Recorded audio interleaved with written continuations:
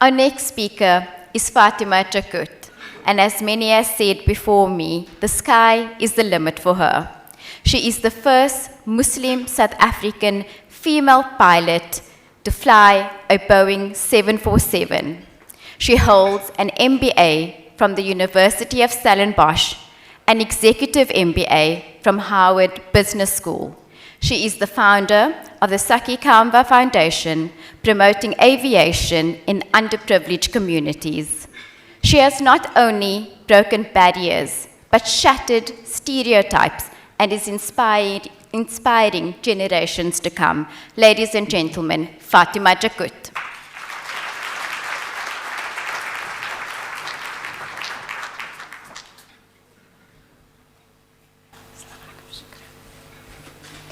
Assalamu alaikum wa rahmatullahi wa barakatuh. Respected ulama, special and honored guests, our dear mothers and sisters, and all those who are present. Jazakallah khair.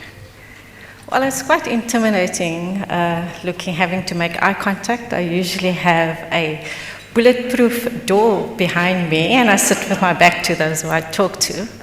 But let me take you on a journey. The most exhilarating moment for me is when I put my hand on the thrust levers while I wait for the air traffic controller's instruction and says, Springbok 323, you are cleared for takeoff, runway 19. It is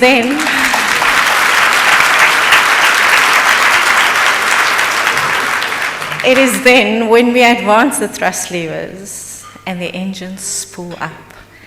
And as that whooshing sound of the engines, and I'm not going to try to imitate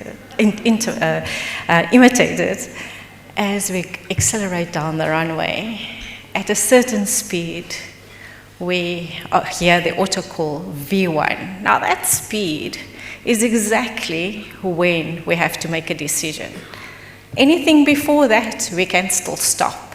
But if after V1, we have an engine failure, we have to take that airplane with the engine failure in the air.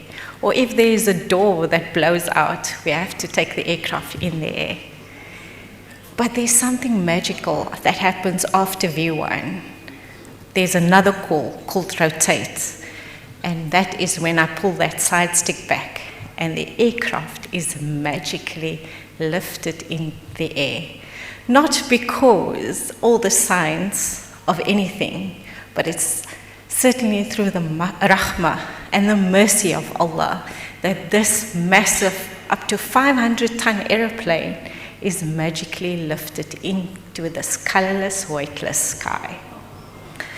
But just as piloting of an airplane requires leadership and precise management, so too does navigating various roles we fulfill as Muslim women.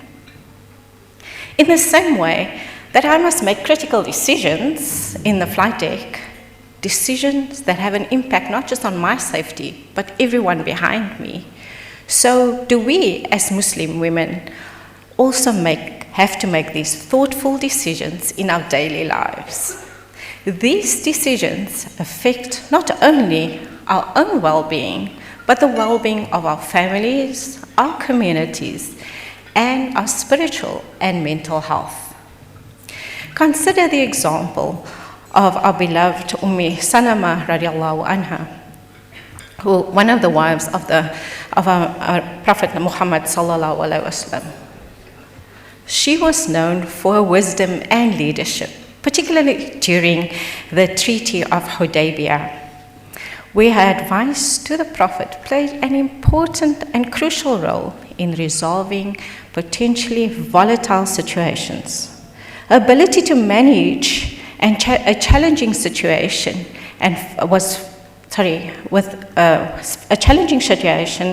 with calm and foresight is a powerful example of how Muslim women can lead and manage our lives with both strength and grace. In our homes, workplaces, and communities, we are often the ones who balance multiple responsibilities, nurturing our families, pursuing our careers, and contributing to our communities, all while staying true to ourselves and our authentic self. This requires not just leadership, but also the ability to manage our time, energy, and our emotional and spiritual well-being.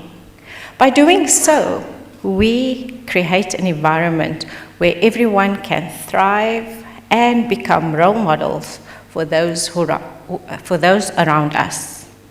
Femininity and assertiveness in the cockpit is two things that we think is two different sides of the scales.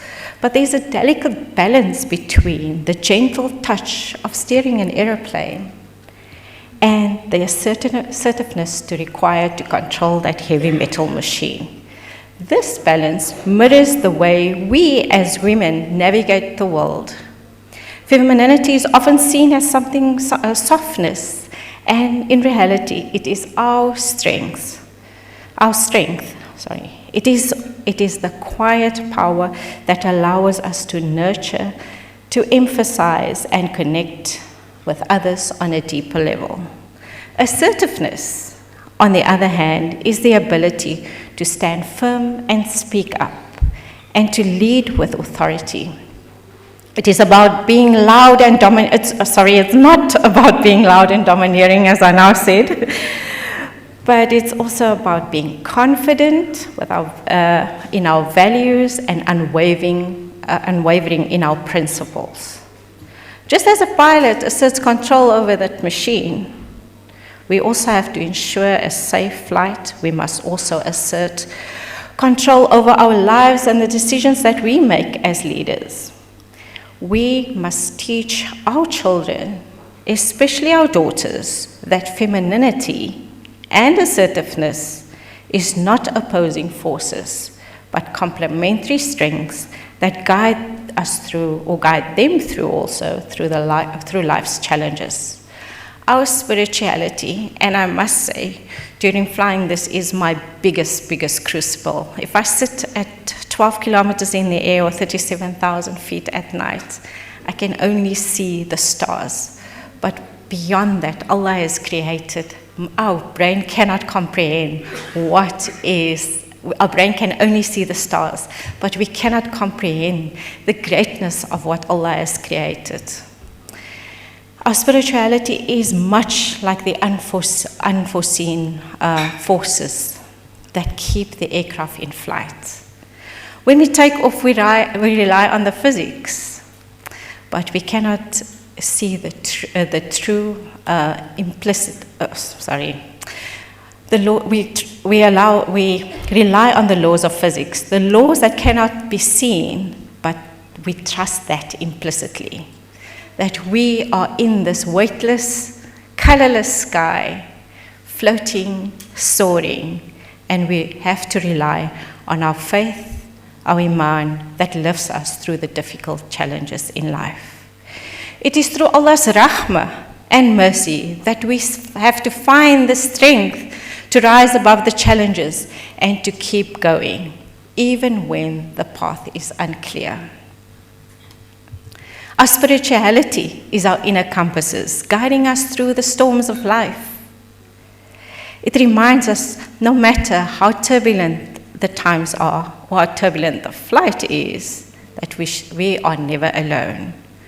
We are always under the watchful eye of Allah subhanahu wa ta'ala, who is guiding and protecting us. This understanding should fill us with a deep sense of peace and purpose.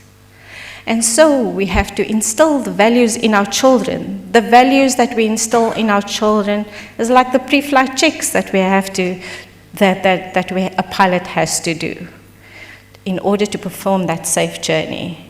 Just as those meticulous checks are done in every aspect before the airplane takes off, we must carefully nurture the qualities of leadership, responsibility, compassion, and iman in our children.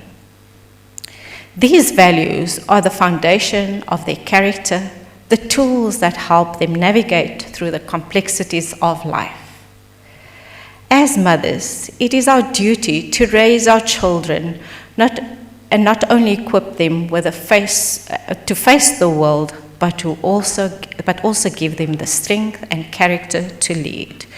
Whether we are leading the importance of honesty, the value of work, the power of faith, we are preparing them to take flight in their own lives, to become the leaders of tomorrow.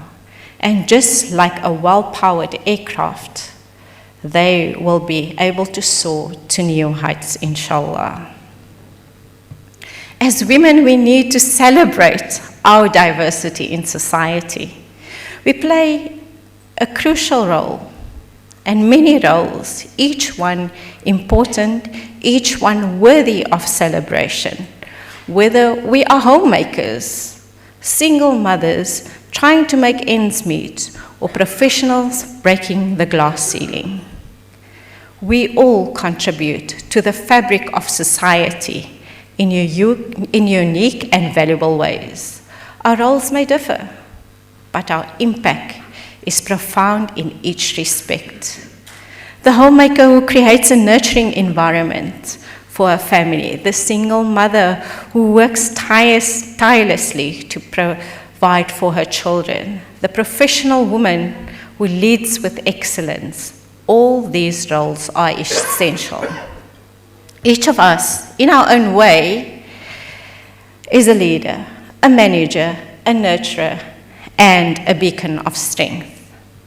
Just as every flight crew member is crucial to the success of a journey, every woman's role is vital to the success of our communities. Let's value our contributions, knowing whether we are on the ground or in the air, we are making a difference. Our roles may vary, but our impact is profound. Together, we can inspire the next generation of women to take flight and lead with confidence, to embrace their rightful place in society. So let us continue to lead with a niyyah of ittaqullah, iman, courage, and a deep sense of purpose. Let us be the pilots of our own lives, guiding our families, our communities, our careers with wisdom, purpose, and compassion. And most importantly, let us celebrate the women of Islam as leaders, nurturers, and beacons of light of the world. Shukran, alhamdulillah.